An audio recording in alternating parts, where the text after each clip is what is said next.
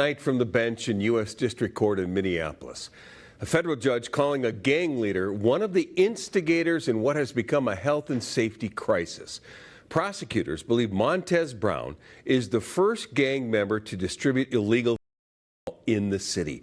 And this afternoon, he was sentenced to the maximum allowed under federal law. 4 out of the 8 arrested in this drug bust are confirmed gang members and have direct connection to the Gang of Disciples, and more specifically with the very violent street gang LAFA out of Chicago. The police made the arrest and have taken the 8 ring members into custody.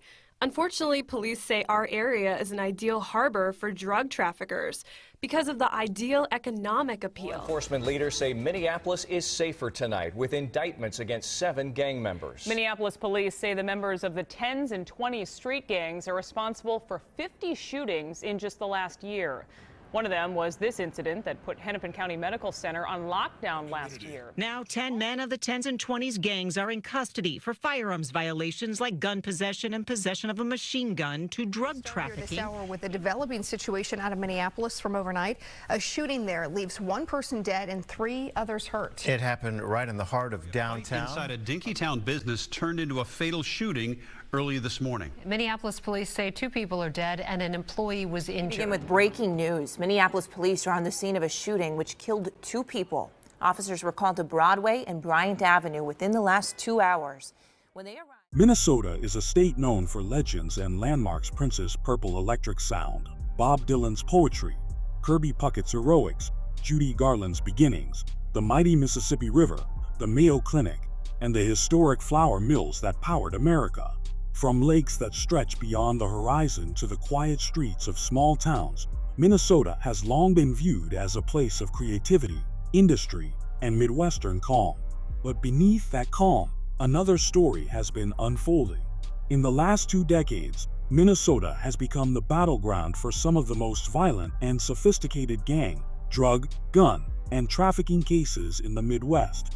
From the Stick-Up Boys and 1-9 crews in North Minneapolis, to the 10Z and 20Z wars in South Minneapolis, to the Somali gang trafficking ring that stretched across 3 states, to Black Pea Stones distributing Fendi mixtures across central Minnesota, to the highs and lows feud that has fueled dozens of retaliation shootings, the criminal underworld here has grown into a hidden network that mirrors big city operations found in Chicago, Detroit, and Los Angeles. 4 out of the 8 arrested in this drug bust are confirmed gang members and have direct connection to the Gang of Disciples, and more specifically with the very violent street gang LAFA out of Chicago. The LAFA gang is a documented violent street gang from the Jeffrey Manor neighborhood in Chicago.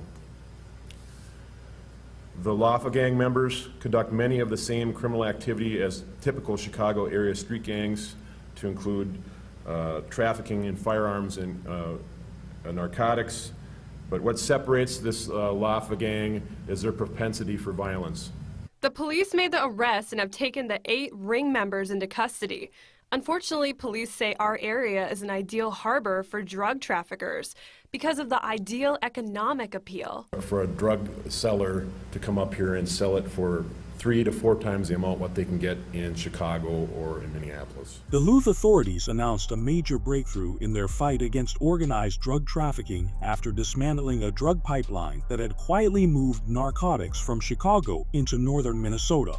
The Lake Superior Drug and Violent Crimes Task Force said the 8 individuals arrested in the takedown formed a mid-level trafficking cell responsible for pushing bulk quantities of heroin, meth, and Fendi product into Duluth, Superior, and surrounding Iron Range communities. 4 of the 8 defendants were confirmed to be active gang members with direct ties to the gangster Disciples and, more specifically, the Law Loyal, Always Forever active faction, a notoriously violent set operating out of the Jeffrey Manor neighborhood on Chicago's southeast side. Investigators said this wasn't a loose collection of users or small-time dealers. It was an organized distribution node operating with the discipline and ruthlessness of Chicago street gangs. LAFA members have long been documented for trafficking guns, orchestrating shootings, and maintaining a violent reputation even among Chicago's hardened gang landscape. Duluth police believe these same members imported that culture into northern Minnesota. According to Commander Jeffrey Castle, What separates Lawfare from many other groups is their propensity for extreme violence, willingness to carry firearms, and ability to intimidate entire neighborhoods. The Duluth ring allegedly used violent threats, lookouts, burner phones, and stash apartments to maintain operations, mirroring the methods used in Chicago. Task force agents used controlled buys, surveillance, and cell phone analysis to identify a pattern. Drugs were being funneled north along I-35, delivered to stash houses in Duluth, repackaged, and then redistributed to local dealers. Search warrants later revealed heroin mixed with fentanyl, methamphetamine packaged for street-level sales, digital scales, hundreds of grams of narcotics, and multiple stolen firearms. Agents also seized cash believed to be drug proceeds and communications showing coordination with Chicago-based suppliers. Authorities say the trafficking cell chose Duluth for two reasons: its location far from major police-saturated markets and the quick profit margins they could make in smaller northern communities. Investigators noted that rural and mid-sized cities are increasingly being targeted by organized gangs seeking new markets, fewer rival crews, and less law enforcement saturation. Duluth's ongoing economic struggles and addiction rates also made it fertile ground for high-volume traffickers seeking demand with less risk. The arrests included both local accomplices and Chicago-connected gang members who traveled back and forth between Minnesota and Illinois. Some suspects were already on probation or awaiting trial for prior drug or gun offenses. Federal prosecutors showed these photos of Montez Brown to support his guilty plea to racketeering conspiracy charges along with illegal drug and gun trafficking. Brown was arrested a year ago with nearly 10,000 pills, a machine gun and a handgun with switches, and a stack of money. Prosecutors told the court Brown is a top leader in the Highs gang, which created an open-air drug market along West Broadway in North Minneapolis.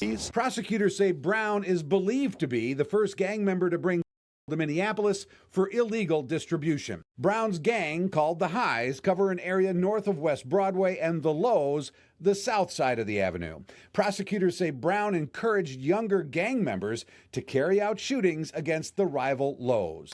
Now, prior to sentencing, Brown told the judge he's changed over the past year. He's been in jail awaiting sentencing, and he apologized to the court, seeking a lighter sentence. But in the end, the judge, Kevin, imposed the maximum, as you mentioned, 19 and a half years in prison. Minneapolis is safer tonight with indictments against 7 gang members. Minneapolis police say the members of the 10s and 20s street gangs are responsible for 50 shootings in just the last year. One of them was this incident that put Hennepin County Medical Center on lockdown last year. All 7 men from around the metro are also charged with drug crimes for running an operation out of South Minneapolis. From Franklin and Lake Streets, 35W to Minnehaha Ave, the chief who oversees these streets says they are now more secure. They've indicted 7 men who have caused crime after crime over the past 2 years. She says they're part of the 10s and 20s. And last August, 2 of the gang members plotted an attack at HCMC because a rival gang member was being treated inside. We're celebrating the indictments today, so we have had concern and we've taken action, and now you're seeing the results of that action today. Investigators say the suspects are being indicted for 5 shootings in the South Minneapolis area. They say they were gang wars, shootings of rival members, and attempts to take over rival territory to deal more drugs. Members of the 10Z and 20Z gangs, 2 closely connected street crews operating in South Minneapolis, primarily the area between Franklin Avenue, Lake Street, I-35 West, and Minnehaha Avenue, were indicted under a federal investigation focused on their participation in a multi-year gang war, drug trafficking conspiracy, and firearms trafficking. Prosecutors allege the gang sold crack cocaine, heroin, marijuana, and other narcotics. They also maintained a pipeline of illegal firearms to defend territory, attack rivals, rob rival drug distributors, and protect their own members. According to federal filings, the gangs engaged in coordinated attacks, including a shooting outside the Hennepin County Medical Center in August 2014. When 10Z and 20Z members reportedly targeted rival gang members visiting an injured associate at the hospital. The indictment alleged at least 5 shootings between August 19th and September 23, 2014 drive-bys, ambushes, and retaliatory gunfire rooted in territorial disputes and control of narcotics sales. Charges included conspiracy to possess firearms in furtherance of a drug trafficking crime, conspiracy to distribute controlled substances, possession with intent to distribute crack and heroin, and illegal possession of firearms and Alleged ammunition. gang members are in custody tonight for crimes that prosecutors and law enforcement say were impacting South Minneapolis. The 10 are facing federal charges as part of an effort that started 2 years ago to make a dent in the crime problem throughout the city. The Ventura Village neighborhood, including Peavy Park in South Minneapolis, have been hit hard recently by 2 local gangs we haven't heard of in a while because some members had been in prison. So when police heard the 10s and 20s were making a comeback, they moved to intervene fast. Now 10 men of the 10s and 20s gangs are in custody for firearms violations like gun possession and possession of a machine gun to drug trafficking involving fentanyl, cocaine, meth, and MDMA. But they will not face RICO charges like in previous cases. Prosecutors indicating this crew needed to be taken in sooner rather than later. In June 2024, federal and local authorities announced charges against 10 alleged members of the 10Z Street Gang and its affiliate 20Z operating in the Ventura Village and Peavy Park area of South Minneapolis, near Franklin and Chicago Avenues. The indictment alleges the gang trafficked substantial quantities of various drugs and possessed multiple illegal firearms, including 1 machine gun and other high-capacity weapons, while distributing drugs and committing violence in the South Minneapolis neighborhood. According to prosecutors, the gang had attempted to re-emerge after a period of reduced activity, prompting the U.S. Attorney's Office and the Minneapolis Police Gang Unit to make the bust ahead of the summer violence season. The 10 defendants include men charged with being felons in possession of firearms, possession of a firearm during a drug trafficking crime, possession of a machine gun, and possession with intent to distribute controlled substances. Authorities noted that the seizure of 13 illegal guns, large drug quantities, and substantial cash served as proof of the gang's high-level operations. Tracking a developing story, a 21-year-old is dead and 3 others recovering after a shooting in downtown Minneapolis. Police say it happened on 4th Street South inside a bar. Our crews were on the scene and saw police officers inside Bar Zia. That's across the street from the Hennepin County Jail and just 1 block from City Hall. That massive police presence at Bar Zia last night. Minneapolis police tell us a physical fight led to the shootout inside the bar. Authorities say a 21-year-old man died on the scene from multiple gunshot injuries. A second man and 2 women were also shot. All 3 were taken to the hospital and they're expected to be okay. The deadly shooting inside Bar Zia in downtown Minneapolis unfolded in seconds. But investigators say the attack was the culmination of long-running tensions tied to a violent gang feud that has destabilized the city for years. According to charges, Arlonzo Williams Jr., a documented member of the Lowe's gang, entered the bar shortly before 11 with 2 associates and later returned armed, ultimately shooting 4 people, causing the demise of 21-year-old DeMarco Fletcher Jr. Investigators now believe the shooting was a targeted execution disguised within the chaos of a nightclub crowd. Responding officers found Fletcher lying on the dance floor with multiple gunshot wounds to the head and torso, injuries so severe that paramedics pronounced him dead at the scene. 3 other victims were hit by stray rounds, 2 men and 1 woman suffering gunshot wounds that required emergency medical care, but were not life-threatening. Witnesses told detectives the gunman ignored the bystanders and repeatedly fired at Fletcher at extremely close range, suggesting the shooter was focused solely on eliminating a rival rather than causing random chaos. Surveillance video captured the moments leading up to the demise. Williams entered Bar Zia with alleged accomplices, including Dantrell Dalwan Clark, another Lowe's affiliate. All 3 men were unarmed during the first entry and passed a routine security pat-down before being given wristbands. What followed was a deliberate sequence of exits and re-entries, each time showing wristbands to bypass additional searches. Prosecutors say this pattern was a coordinated tactic. One suspect retrieved a hidden gun from outside, re-entered through lax security, and then handed the weapon to Williams inside the bar's dark, crowded interior. Once armed, Williams wasted little time. Video shows him beelining toward Fletcher on the dance floor and firing multiple rounds at his head and upper body. When the crowd panicked and ducked for cover, Williams continued shooting, striking 3 other patrons before running toward the exit. In the chaos, one store employee triggered a panic lock device that temporarily trapped the suspects inside the bar.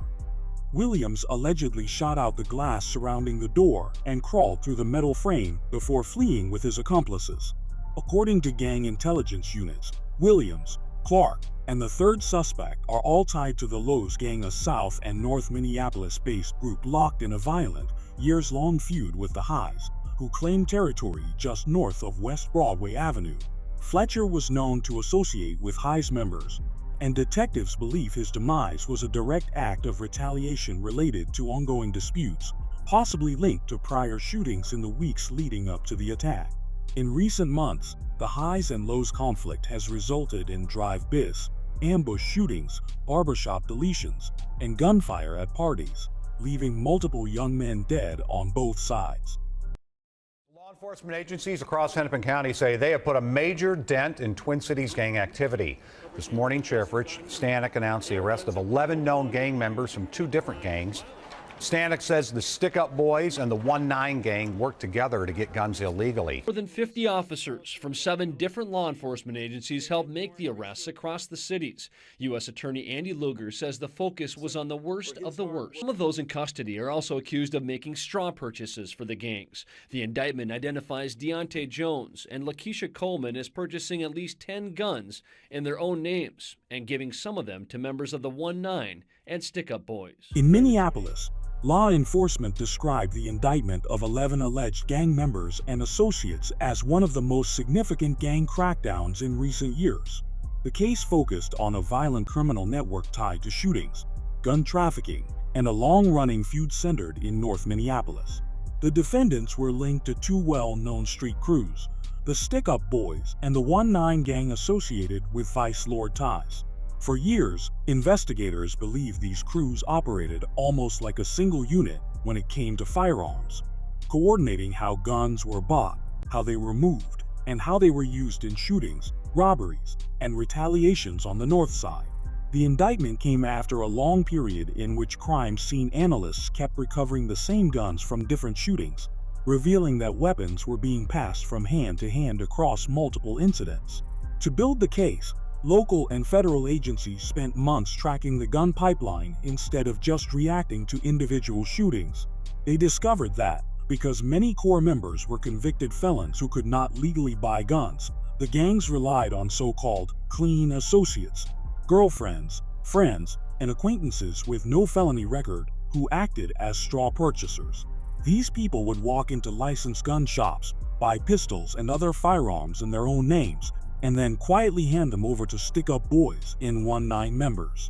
In some situations, the buyers later filed false police reports claiming their guns had been stolen, hoping to explain why those same weapons later turned up in crime scenes, traffic stops, or search warrants.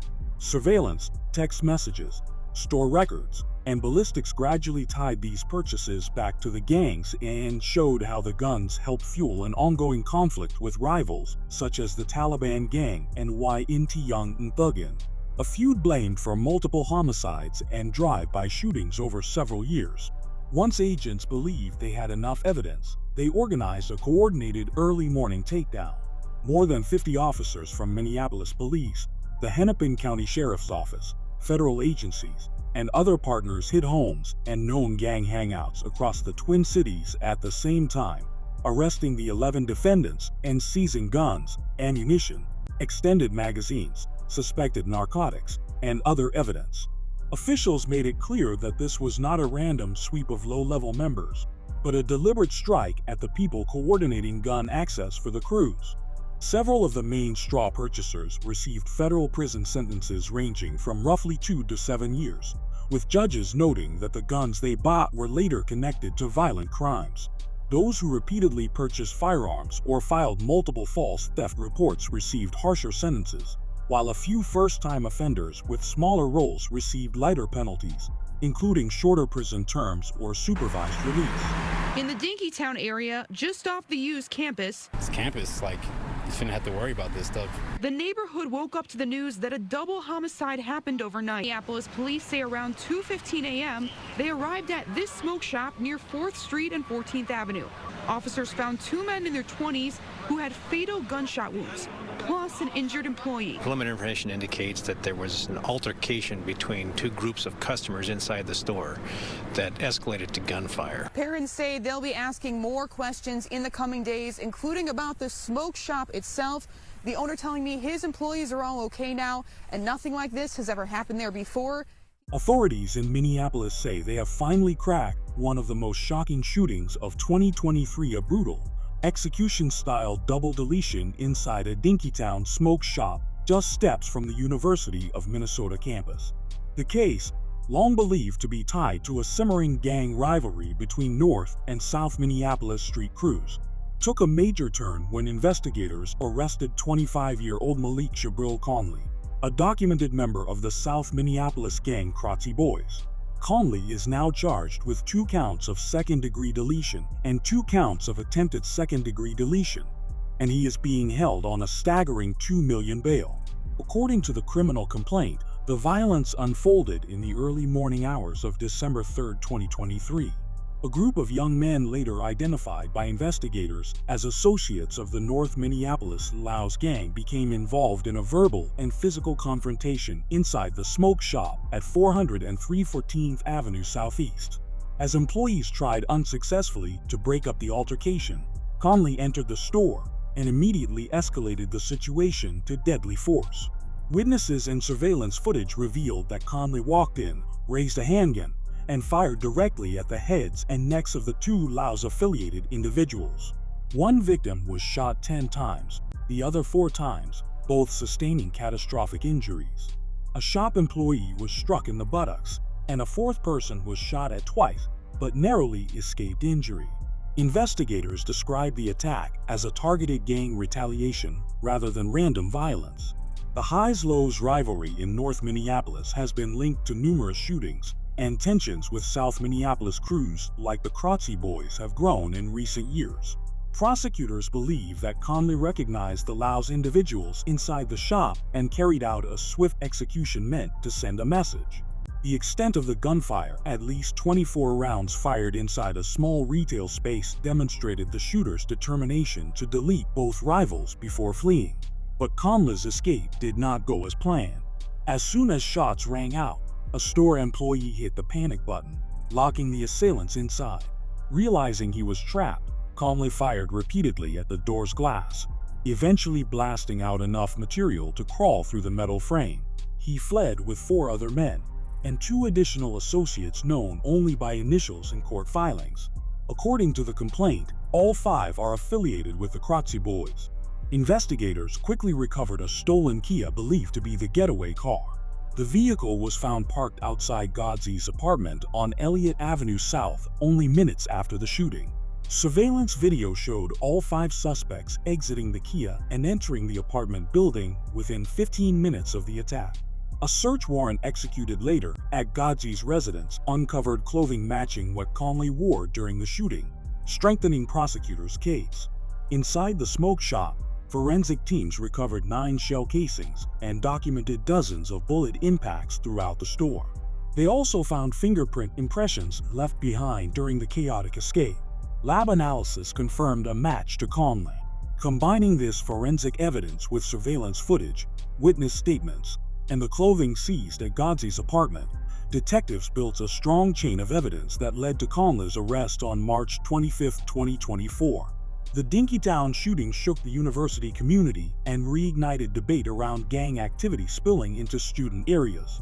The case remains active, with investigators continuing to pursue the 4 additional suspects and examine whether the deletions were part of a larger cycle of retaliation between the Krotzy Boys and Northside gangs like the Laos. More details are expected to emerge as prosecutors continue filing motions and preparing for what is likely to be one of Minneapolis's highest-profile deletion trials of 2024. We begin with breaking news. Minneapolis police are on the scene of a shooting which killed 2 people. Officers were called to Broadway and Bryant Avenue within the last 2 hours. When they arrived, they found 2 people shot. Both of them, we're told, died. Police are working. Minneapolis prosecutors say they have cracked one of the most brazen daylight deletions of 2024, a double shooting in North Minneapolis tied directly to the violent, years-long feud between the highs and lows, two of the city's most entrenched street gangs.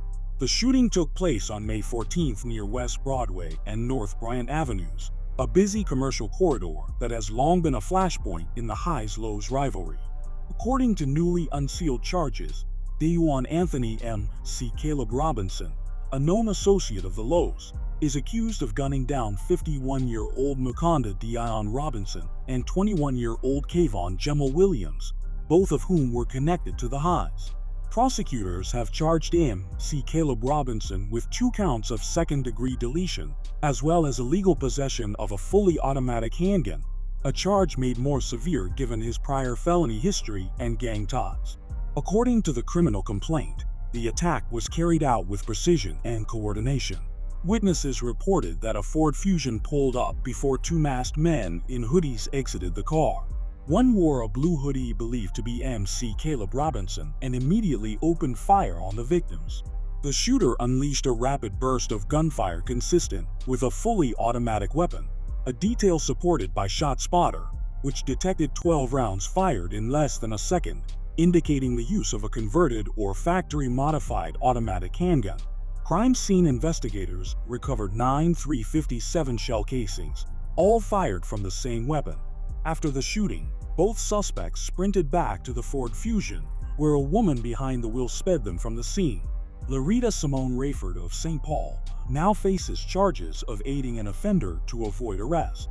Rayford's involvement was uncovered through a combination of witness accounts, informant cooperation, and detailed digital evidence. An informant provided investigators with the Facebook profiles of the 2 suspected male shooters, confirming M.C. Caleb Robinson's identity. Police then learned Rayford had been sighted on April 21st, weeks before the deletion, while driving the very same rental Ford Fusion used in the attack. Investigators built a meticulous timeline using GPS data from the rental car, cross-referenced with cell phone location records belonging to Rayford and M.C. Caleb Robinson. The data revealed that both of their phones traveled the exact same route as the Ford Fusion leading up to the shooting, stopped near the crime scene at the time of the deletions, and then followed the same path as the car during the getaway. The Fusion was returned to the rental company 2 days after the shooting, a detail prosecutors say suggests an attempt to distance the suspects from the evidence before investigators could seize the vehicle. Detectives also tied the deletions directly to escalating gang retaliation. According to the complaint, the deletions occurred just 2 weeks after a Highs-affiliated man, 23-year-old Elo Aki Amin Lomax, was shot and met his demise near North 33rd and Knox Avenues, a demise believed to have been committed by a Lowe's associate. That homicide intensified tensions, with investigators warning that retaliatory violence was likely. Prosecutors now believe M.C. Caleb Robinson carried out the Broadway Bryant shooting as a direct act of revenge, continuing the cycle of gunfire that has claimed lives on both sides. M.C. Caleb Robinson's criminal history underscores why the case drew immediate federal and state focus.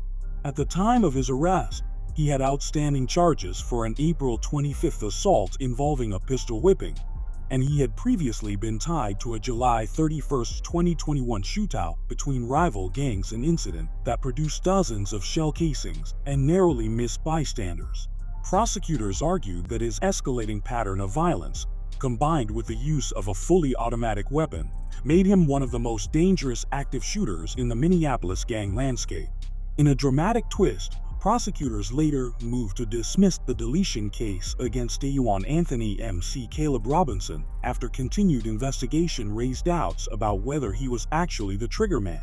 As detectives re-examined surveillance footage, phone records, witness statements, and forensic evidence, they concluded the original case was too weak to take to trial. The double deletion charges against M.C. Caleb Robinson and Larita Simone Rayford were formally dropped, and he was cleared in connection with the Broadway and Bryant deletions, even as his other pending cases and alleged gang ties kept him on law enforcement's radar. The focus then shifted to a new suspect, Glenn Levelcart III, who was later charged with the same double deletion.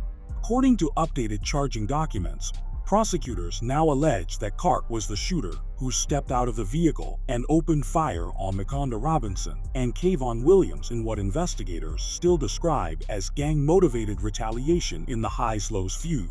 Card faces multiple counts of second-degree deletion and related gun charges, and the case against him is ongoing. As with any defendant, he is presumed innocent unless and until proven guilty in court. Federal investigators uncovered one of the most disturbing trafficking conspiracies in Minnesota history when an indictment revealed that Twin Cities girls, some only 12 and 13 years old, were transported across state lines and forced into prostitution by members of several Somali gangs.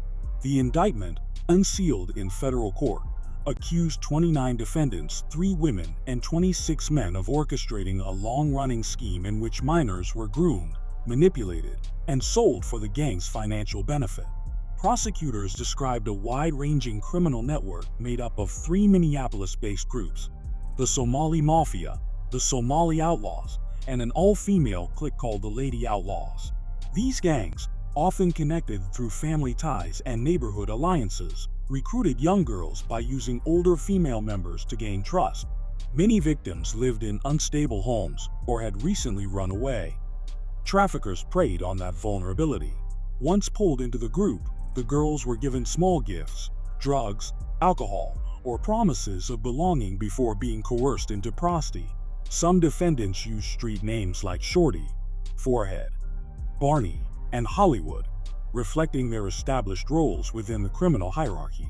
The indictment detailed how gang members used cell phones to set up dates, negotiate prices, and organize transportation. Victims were driven between Minnesota, Tennessee, and Ohio, sometimes overnight, to meet paying customers. They were forced to engage in acts in apartments, parked cars, hotel rooms, parties, and even public bathrooms, including one incident at a Blaine shopping mall where a minor was assaulted in a men's restroom. Gang members charged customers cash, marijuana, alcohol, or other items and pocketed the profits, treating the victims as commodities. Some girls reported being beaten when they resisted, while others were threatened, stalked, or isolated from their families. Authorities said the trafficking ring operated for nearly 10 years, beginning around 2000. As part of the conspiracy, several defendants attempted to obstruct justice, lying to a federal grand jury, intimidating witnesses, and pressuring victims to keep quiet. The investigation began in 2008 when a Ramsey County judge granted permission to search the phone of a missing 15-year-old girl. Her phone revealed a web of communications with gang members who were arranging prostitution, leading investigators to uncover a much larger regional trafficking network. St. Paul Police, Minneapolis Police, Homeland Security Investigations, and the Minnesota Human Trafficking Task Force spent the next 2 years tracking movements, gathering digital evidence, and interviewing victims. The outcomes of the case were severe. Several defendants were convicted of federal trafficking charges and received sentences ranging from 20 years to life imprisonment. Those who played major roles in transportation, violent coercion, or the organization of the ring were hit with the harshest penalties. Women involved in recruitment received shorter, but still significant sentences, typically 5 to 15 years. A number of defendants pleaded guilty to avoid trial, while others were found guilty after lengthy court proceedings. Many faced additional charges for obstruction, perjury, or witness intimidation. Defendants who were not U.S. citizens were also targeted for deportation after serving their federal sentences. 3 arrested in gang, drug investigation in St. Cloud area. A months-long narcotics investigation by the Central Minnesota Violent Offender Task Force exposed what authorities described as a wholesale drug pipeline tied to members and associates of the Black P. Stones, a nationally known street gang with Chicago roots. According to criminal complaints filed in Stearns County, investigators spent much of the year tracking a tightly connected group suspected of moving various drugs and other into the St. Cloud area from out-of-state suppliers before redistributing them to mid-level dealers across central Minnesota. As surveillance intensified, agents identified multiple residences in and around St. Cloud that operated as stash houses where narcotics were processed, diluted, and packaged for sale. Inside these locations, investigators routinely found digital scales, cutting agents, large cash bundles, and firearms evidence consistent with a sophisticated trafficking network rather than small-time street dealing. Informants told officers that the group regularly mixed H with Fendi to stretch profits and enhance potency, a practice authorities believe contributed to area overdoses and made the product especially dangerous. Through controlled buys and undercover operations, investigators documented repeated drug transactions involving key suspects.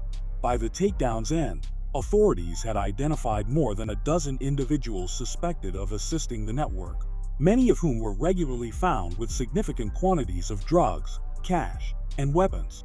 All three primary suspects, Burson, Aronson, and Johnson, were arrested and booked into the Stearns County Jail.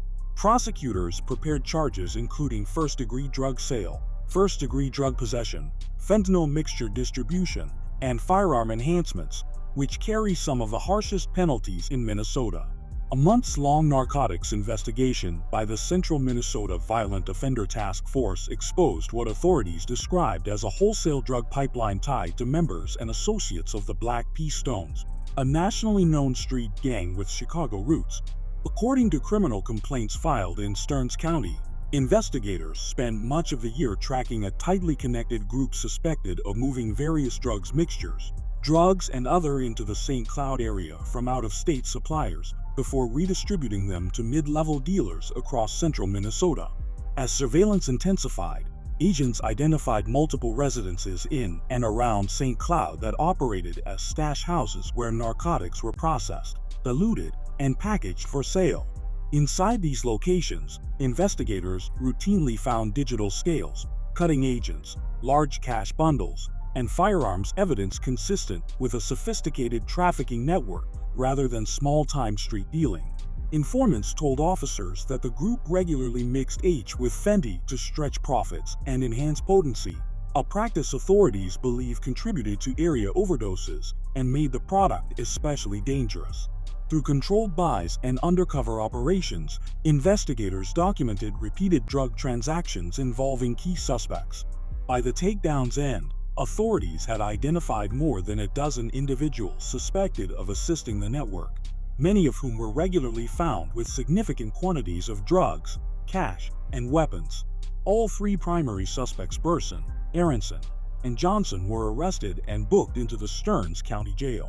Prosecutors prepared charges including first-degree drug sale, first-degree drug possession, fentanyl mixture distribution, and firearm enhancements, which carry some of the harshest penalties in Minnesota.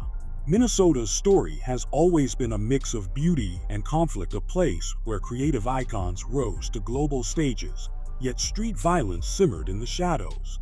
From the historic gang wars between the highs and lows, to the trafficking cases that shocked the nation, to Fenty, trafficking networks tied to Chicago and beyond, each indictment reveals a deeper truth. Organized crime is not just an urban problem, and Minnesota is no exception. But these cases also tell another story, a story of neighborhoods refusing to surrender, a story of police, federal agents, and community leaders working together across city lines and state borders, a story of prosecutors using RICO, federal gun charges, trafficking laws, and digital forensics to dismantle gangs that once thought they were untouchable. The stick-up boys lost their gun pipeline. The 10Z and 20Z saw their reemergence crushed. Somali trafficking networks were torn apart. The highs and lows faced historic convictions. The Duluth ring tied to Chicago's LaFaw faction collapsed overnight. And yet, the fight continues. Because gangs adapt, new leaders emerge, and violence shifts from street corners to social media to Lyft rides and club entrances. For Minnesota, the next chapter will be defined not only by who gets arrested, but by how communities rebuild, how children are protected from recruitment, and how the cycle of retaliation finally ends. As the state that gave the world Prince, Dylan, and Puckett, Minnesota has always produced greatness. The question now is whether it can produce something just as powerful, a future where its streets are as legendary as its music, its heroes, and its history.